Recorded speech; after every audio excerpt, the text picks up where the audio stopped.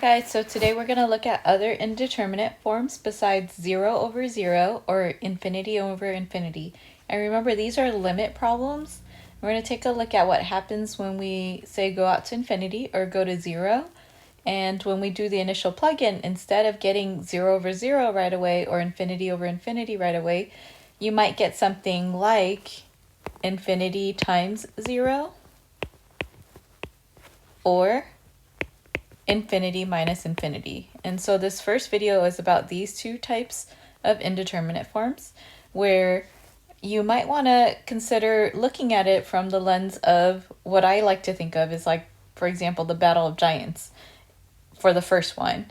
So if we view infinity as like a really large number, say 1,000,000, and think of it in the context of limits, and 0 being a number when we're thinking about limits where it's really, really small, or a large number at the bottom of a fraction. And so the Battle of the Giants comes into play because you want to think, well, is this infinite number on top bigger or smaller than this? And so in the idea that a 0 could be rewritten as a fraction, we then get to rewrite infinity times 0 as an indeterminate form that we're familiar with, infinity over infinity or 0 over 0. And the same thing comes into play with infinity minus infinity.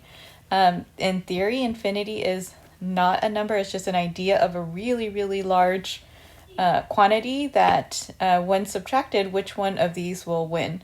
And so the idea with the first two indeterminate forms that we look at will be, the challenge will be to rewrite as a fraction and to look at it again from the lens of 0 over 0 or infinity over infinity. So rewrite as one fraction.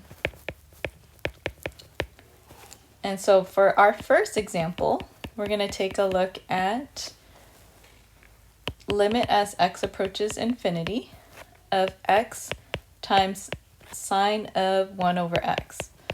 So whenever we do limits, even back in the earlier units, our first step is to do an initial plug-in. So here when we plug infinity in, we have infinity times sine of 1 over infinity. And we want to get comfortable with thinking of 1 over infinity as 0. So sine of 0 is 0.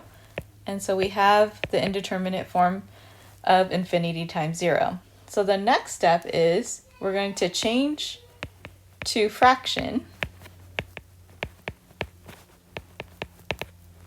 Okay, so we're going to change that into a fraction, and the easiest way to do that would be to move the x down below. So if I initially have limit as x approaches infinity of x times sine of 1 over x, I'm going to keep the sine of 1 over x on the top of the fraction, but move x down below. In order to move x down below, that's the same thing as dividing by 1 over x. And think about that a moment. If you were to change that back in from division to multiplication, you would get that these two are equivalent, right? Moving the x down below would be 1 over x. And even think about it as change the division to multiplication and then flip the bottom. So these, once again, are equivalent expressions. Then what we do is we plug the infinity in at this point. When we do, we get 0 on top over 0 at the bottom. And once you guys get 0 over 0 or the original indeterminate form, at that point I would then start taking the derivative. Okay, so the derivative of sine of 1 over x is, chain rule, cosine of 1 over x times negative 1 over x squared.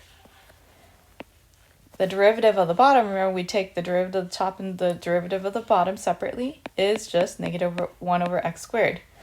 We see the top and the bottom can be reduced, and at that point, after you simplify algebraically, do the plug-in again. And so if I plug infinity into this expression of cosine of 1 over x, I get cosine of 0, which then results in 1. So that original limit is equal to 1.